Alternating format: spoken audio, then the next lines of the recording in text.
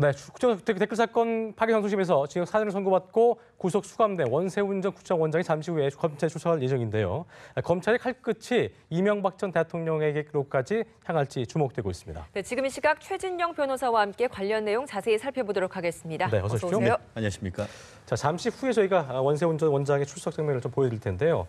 일단 MB 정부 때 국가정보원의 광범위한 국내 정치 공작을 진두지휘한 의혹을 받고 있는 건데 지난달 30일에 국정원 댓글 사건 파기환송심 재판에서 징역 4년하고 또 사육정지 4년을 선고받고 법정 구속된 후에 첫 조사잖아요. 그런 만큼 관심받고 있는데요. 어떤 조사가 좀 이루어질까요? 그렇습니다. 이미 이제 사실상 그 당시에 이제 국정원법 위반 그리고 또 공직선거법 위반했다는 혐의는 사실상 인정됐던 것이죠. 그와는 또 별도로 사이버 외곽팀이라는 것을 운영을 했던 것에 관련해 가지고 어떤 지시를 했는지 그리고 그와 관련해서 지금 그 얘기 나오기를 한 70억 정도 민간인들에게 급여 형식으로 지급했는데 결국 한마디로 새로운 형태의 국정원법 위반 그리고 또 한 70억 가까이 국고를 유용했는 그 부분에 대해서 조사를 받고 있는데요.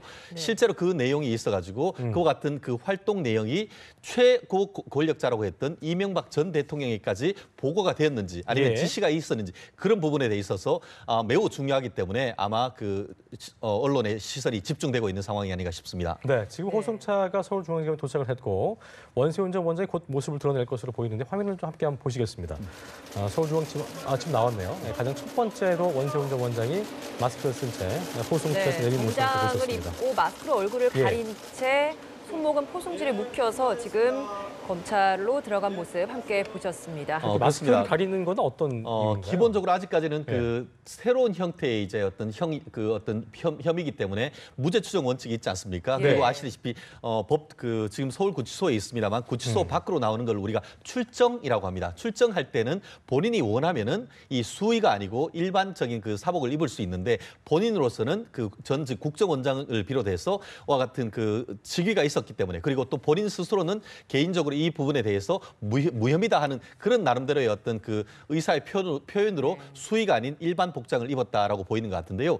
법원하고 달리 검찰 같은 경우에는 지하로까지 직접 차가 들어가서 바로 보면 조사실로 올라갈 수 있는 그런 구조인데 지금 우리가 서울중앙지방법원 같은 경우에는 멀찍이 차를 대고 항상 해서 이렇게 가는 모습이 상당 부분 길게 나왔지만 오늘 같은 경우에는 동선이 짧군요. 동선이 상당히 짧은 것이 바로 말씀드렸듯이 혹여나 어떤 도주 의뢰나 이런 부분을 훨씬 더 법원보다는 그런 보안을 철저히 지키는 그런 모습도 오늘 볼 수 있는 것 같습니다. 예, 검찰의 칼끝이 이제 원세훈 국정원장을 넘어서 이번 국정원 정치 공작을 겨냥한 검찰 수사가 이명박 전 대통령을 비롯한 당시 청와대 고위 관계자들까지 뻗치겠느냐 이런 가능성도 나오고 있는데요. 어떻게 좀 보고 계세요? 그렇습니다. 현재로서 단정할 수는 없습니다만 엊그제 같은 경우에는 민주당의 한 의원 같은 경우에는 이 MB 문건, MB 블랙리스트라는 것에 대해서 이명박 전 대통령이 직접 관여했는 증거다라는 취지로 해서 문건을 직접 하나 내기도 했었는데요.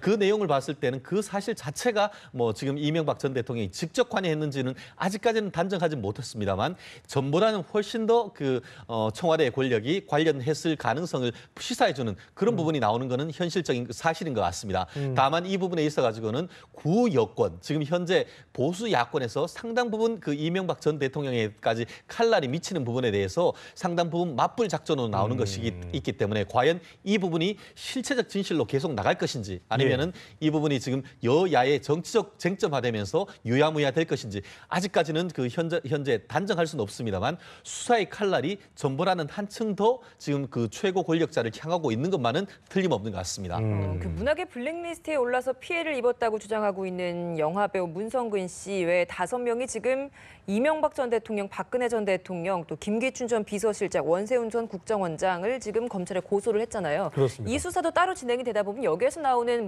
근거나 자료들이 또 앞으로 이후에 있는 원세훈 전 국정원장이나 박근혜 전 대통령의 재판에도 좀 영향을 줄지 또는 이명박 전 대통령까지 소환될 수 있게 만들지 어떻게 보십니까? 지금 이 부분 같은 경우에는 아직까지 뭐라고 얘기는 할 수 없습니다만 분명히 지금 좀 전에 말씀하셨던 문성근 씨라든가 네. 그를 비롯한 5분 같은 경우에는 언론 인터뷰를 통해서 그 이명박 전 대통령까지도 고소를 하겠다라는 네네. 그런 취지를 명백하게 밝히고 있기 때문에 그 고소 취지는 그런데 일단 그와 같은 것은 의혹이고 결국 실체적인 진실을 밝히는 것은 이 검찰의 몫인데 아시다시피 지난 그 정권이 바뀐 이후에 청와대에 남겨 있던 전임 정부의 문건들이 상당 부분 나왔고 네. 거기 더불어서 그 박근혜 정부 때는 문화체육부에서 이와 같은 일을 했다라고 한다고 하면은 이명박 정부 같은 경우에는 이 국정원이 주도를 해서 이와 같은 얘기를 했고 더불어서 지금 현재 같은 경우에는 국정원에서 국정원 발전 TF 이른바 국정원 적폐청산 TF에서 전 정부에 있는 문건들이 지금 상당 부분 나오고 있는 거기 때문에 네. 물증을 통해서 일정 부분이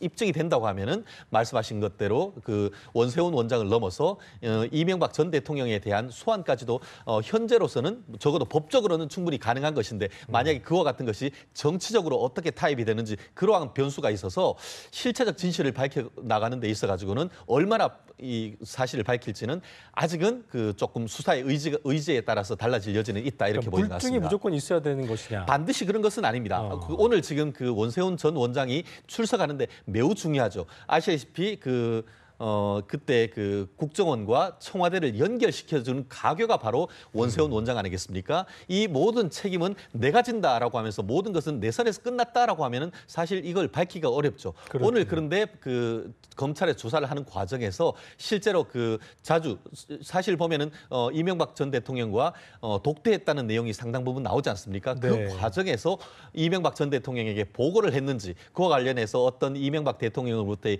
지시가 있었는지 이 부분에 대한 어떤 그 전과는 다른 진술이 있다라고 한다고 하면은 그것을 어떤 징검다리로 해서 검찰 같은 경우에는 최고 권력자에 대한 수사도 가능할 것으로 보이는데요. 다만 지금 벌써 원세훈 원장에 대해서는 수사와 재판이 굉장히 많음에도 불구하고 아직까지 원세훈 원장의 어떤 그 스탠스는 나는 내 선에서 모든 것이 끝나는 것이고 이명박 전 대통령에게까지 보고되거나 어떤 지시가 있었다라는 그런 진술은 아직까지 그 언론을 통해서 나오지 않고 있는 그런 상황이 아닌가 봅니다. 그렇군요. 일단 그러니까 오늘 원장의 입이 굉장히 중요하다고 볼 수 굉장히 있겠네요. 중요하다 이렇게 볼 수밖에 없을 것 같습니다. 그렇겠네요. 자, 그리고 또 공영방송 PD 기자 등의 불이익을 줬다는 의혹이 나오면서 오늘 최승호 전 MBC PD가 검찰에 출석을 했는데요. 참고인 신분으로 불려진 것이고 MBC에서 해직된 경위 등을 조사할 것으로 보이는데 당시에 뭐 어떤 외압이 있었는지를 자세하게 소명을 하겠죠. 그렇습니다. 그 고발인 겸 참고인으로 하는데 1호 참고인이라는 점에서 상당히 의미가 있는데요. 아시다시피 최승호 PD 같은 경우에는 최근에 이명박 정권 때의 PD를 비롯한 이 언론인에 대한 나름대로의 어떤 그런 피해와 관련해서 공범자들이라고 해서 다큐멘터리 영화를 만든 사람 예. 아니겠습니까? 그렇기 때문에 검찰로 봤을 때는 그 누구보다도 이명박 정부 때에 있었던 이와 같은 일들에 대해서 연구를 많이 하고 객관적으로 본인도 피해자라는 취지에서 불렀는 것 같은데 말씀하신 대로 다큐멘터리나 이런 것을 통해서 많은 의혹은 제기를 했는데 과연 오늘 그 참고인으로 조사를 들어가면서 본인이 가지고 있던 문건이나 문서 이런 것들을 얼마나 가지고 갈지 이런 부분도 한번 주목되는데요. 본인으로서는 언론인으로서 어떤 상식적인 어떤 그 생각에 기해서 이것 같은 경우에는 당시에 MBC에서 MBC 사장을 넘어서 그 이후에 배우에는 이명박 전 대통령이 있음이 틀림없다 이와 같은 얘기를 했었는데 그와 같은 증거를 그것을 뒷받침할 수 있는 증거나 증언을 얼마나 할 수 있을지 이 부분이 오늘 조사의 하이라이트가 아닐까 생각합니다. 그렇군요. 이명박 전 대통령은 여전히 이 부분에 대해서도 모르쇠로 일관하고 있거든요. 이거 어떻게 좀 밝혀내야 될까요? 그렇습니다. 이명박 전 대통령이 직접 얘기를 하고 있지는 않습니다만 측근이라는 분들이 얘기를 하기를 대통령이라는 자리가 그렇게 한가한 자리가 아니다라고 예. 해서 그렇죠. 직접 지시하거나 보고를 받는 적이 없다라는 취지로 선을 긋고 있습니다. 예. 그리고 계속 이와 같은 그 현 정부 또 현재 이제 박원순 서울시장이 직접 이명박 전 대통령에 대해서 고소를 하는 이런 부분이 있으면서 계속 지금까지는 어떤 무대응으로 오다가 지금 내부적으로는 2, 3일 내로는 어떤 형식으로든 이 부분에 대해서 공식적인 답변을 하겠다라는 취지로 지금 얘기를 하고 있습니다. 그렇기 때문에 이 부분에 있어가지고 이명박 전 대통령 측이 어떤 반응이 나오는지도 조금 지켜봐야 될 것 같은데요. 사실 그와 하기 더불어서 어떤 검찰로서는 기초 조사가 제일 중요합니다. 고소와 더불어서 지금 피해자라고 주장하시는 분들이 정말 어떤 피해를 당했는지 아시다시피 이와 같은 블랙리스트라는 것은 형법적으로 봤을 때의 직권남용 권리 행사 방해, 결국 이 피해자들이 어떤 피해를 입었는지 이 부분에 대한 명확한 조사를 선행되고 나면은 그 다음부터는 그것을 기반으로 해서 이것을 기획하고 지시했는 그 라인에 대한 조사가 있지 않을까 생각을 합니다. 그리고 아까 말씀하신 대로 어쨌든 오늘 그 원세훈 전 원장의 조사가 굉장히 중요해 보이는 상황인 것 같고요. 제가 주제를 좀 바꿔서 어제 좀 상당히 좀 떠들썩했습니다. 저녁에 이 인터뷰를 보신 분들이 많이 있을 것 같은데 10년 만에 세상에 알려진 고 김광석 씨의 딸 서현양 사망과 관련해서 경찰 수사가 본격적으로 진행이 되고 있는데요. 서혜순 씨가 어제 이제 방송에 출연해서 자신의 입장을 밝혀서 주목을 받았는데 어떤 얘기를 할까 많은 분들이 관심 가졌고 변호사님도 보셨을 텐데 네, 그렇습니다. 일단 그 말은 했지만 30분 넘게 인터뷰를 했지만 오히려 의혹이 증폭됐다는 의견이 많더라고요. 그렇습니다. 저도 내용을 다 보고 다 내용도 꼼꼼히 한번 읽어봤는데요. 예. 전체적으로 봤을 때에 어떤 본인이 왜 예를 들어서 따님에 대해서 사망 신고를 안 했냐 했을 때 경황이 없었다. 전체적으로 다 봤을 때 본인이 어떤 의혹을 제기하는 부분에 대해서는 경황이 없었다. 그것을 알릴 생각이 없었다. 이렇게 얘기를 하고 있지 구체적인 어떤 이유를 밝히지 않았다는 점에서 예. 상당 부분 겉돌았다 이런 취지를 하고 그렇다면 왜 도대체 어제 나왔는지에 대해서는 사실 의문을 제기할 수밖에 없지 않습니까? 지금 경찰 같은 경우에는 지금 출국 금지를 하고 수사를 앞두고 있는데 언론에 나와서 공개적으로 얘기하는 것이 과연 피의자로서 정당한 어떤 소송 대응 전략인지에 대해서 의문을 제기할 만큼 내용 자체가 없었다는 점에서 어떤 소문난 잔치에 먹을 것 없었던 그런 인터뷰가 아니었나 생각합니다. 예. 그 서현양이 2007년 12월에 세상을 떠났는데 6개월 이후에 사망 신고를 해서 과태료를 냈고 또 이와 관련해서 당시에 김광석 씨의 시댁과 그러니까 저작권 문제 때문에 소송 중이었기 때문에 이 죽음을 일부러 알리지 않은 게 아니냐라는 의혹이 지금 주된 의혹이거든요. 네. 이 부분 좀 어떻게 보십니까? 그렇습니다. 결국 한마디로 이와 같이 법원에 서현양이 사망한 사실을 알리지 아니한 것이 네. 이른바 소송 사기가 아니냐 이런 예. 문제가 있는데요. 저도 최초에는 이런 문제가 있기 때문에 소송 사기 가능성이 있다라는 취지로 제가 생각을 했었는데 네. 어제 인터뷰와 관련되는 저도 대법원 판결문까지 좀 꼼꼼히 읽어봤는데 결론적으로 아직까지 뭐 단정할 수는 없습니다만 소송 사기가 되기는 좀 쉽지 않지 않을까 하는 생각인데 그 이유는 뭐냐 하면은 예. 어제 말미에 인터뷰했던 말미에 뭐라고 얘기했냐면은 김광석 씨가 돌아가시기 얼마 전에 네. 이 아버지에게 저작권 관련되는 권리를 넘긴 것이 실체적인 권리를 넘긴 것이 아니고 네. 그 당시에 소득이 많아서 세금을 좀 줄이라는 취지에서 명의만 아버지한테 했고 실질적으로 그 당시에도 본인들이 직접 저작권료 같은 것들을 받았는데 근데 막상 돌아가시고 나니까 그 부분에 대해서 내 거다라고 해서 돌아가시고 나서 한 6개월 내에 이 합의를 하게 됩니다. 그 합의가 내용을 보면은 시아버지가 살아 계시는 동안은 저작권 관련되는 돈을 받고 대신에 돌아가시면은 그 권리를 이 손녀인 서희 양한테 넘기기로 했다는 그런 약정을 했다는 겁니다. 그런데 그 이후에 2005년에 가서 이 시아버지가 돌아가셨는데 그 무렵에 이 손녀한테 이것을 넘기질 아니하고 그 권리를 부인인 시어머니한테 넘겨버리게 되죠. 그렇게 해서 이 소송 분쟁이 생긴 겁니다. 그런 이후에 결국 2년 이후에 이 따님이 사망하지 않습니까? 네. 결국 이 약정에 따르면은 이 시아버지가 돌아가신 2005년에 그 권리는 이미 딸한테 서현양에게 넘어가는 넘어갔어야 것이죠. 되는 그렇기 거죠. 때문에 그와 같은 사실을 소송에 알린 것과 상관없이 이미 그와 같은 권리는 상속에 따라서 이 부인 서인 씨, 이 부인이 지금 가지는 권리이기 때문에 그것을 법원에 알린지 여부와 상관없이 사실은 실체적 권리 관계가 이 부인에게 있다라고 지금 보이는 부분이 있기 때문에 사실 이 부분도 앞으로 논란은 되겠지만 적어도 제가 좀 리서치했는 바에 따르면은 네. 소송 사기가 되기는 좀 쉽지 않은 점이 없지 그러면 않나 싶습니다. 약정이라는 게 시아버지가 돌아가신 이후에 권리를 딸에게 넘기겠다라고 했던 그 약정이 법적 효력이 있는 거죠? 그렇습니다. 그렇기 때문에 2008년 6월 달 정도에 이와 같은 대법원 판결이 있었는데요. 그 네. 판결에 보면은 김광석 씨가 돌아가신 지가 1996년 1월인데 그때로부터 5개월 뒤인 1996년 6월 달에 당사자들 가족끼리 합의했는 그 내용에 따라서 이행하면 된다는 취지로 판결을 했고 예. 그 판결이 그 확의가 유효하다고 한다고 하면은 지금 이 부인이 얘기하는 것대로 그것을 알리나 마나 결국 그와 같은 권리는 내 거기 때문에 결국 그 소송 사기가 되지 않는다는 그 항변이 법적으로도 일정 상당 부분 유효한 그런 주장으로 지금 보이는 것 같습니다. 예. 그렇군요. 일단 그 김광석 씨 사망 사건에 대해서는 공소시효가 만료가 됐고 이건 뭐 뒤집을 수 없는 부분인 것 같고요.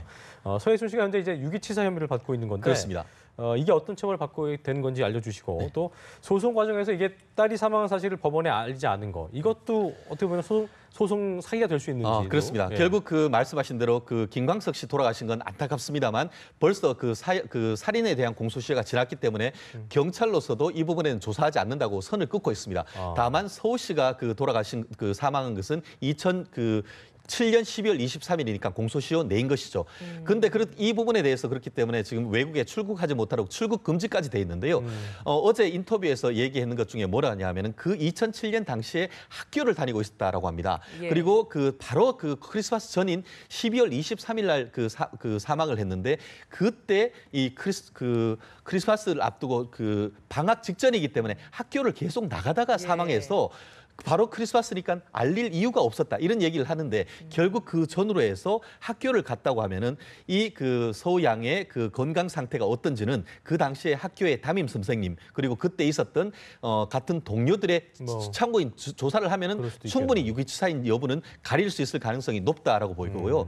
아까 더불어서 소송 사기와 관련해서 그와 같은 사실을 알리지 아니한 부분은 제가 그 대법원 판결문을 봤더니만 이 관련되는 소송이 항소심 서울고등법원 판결이 2006년에 판결이 선고되고 그 이후에 대법원에 갔었는데 대법원 판결은 2008년 6월에 있었습니다. 결국 대법원 판결은 1, 2심과 달리 변론을 하지 않고 서면 심사만 되는데 결국 서면 심사하는 대법원 그 어떤 심리 중에 2007년에 서우 양이 사망을 했습니다. 그렇기 때문에 결국 그 1, 2심이라고 하면은 법정에 나와서 누구를 부르고 하면은 그와 같은 것을 알릴 기회가 있었지만 제가 그 실무적 그렇죠. 그러다 보니까 사실 그 이와 같은 것을 알리지 아니한 그런 점이 있는데 결국 대법원 사건의 특징, 서면 심리란 그 특징을 봤을 때 그와 같은 사실을 알리지 아니한 것을 소송 사기라고 단정하기는 좀 어려운 그런 점도 없지 않나 생각을 합니다. 네, 알겠습니다. 이 관련된 이야기는 좀 더 다음에 또 짚어보도록 하겠습니다.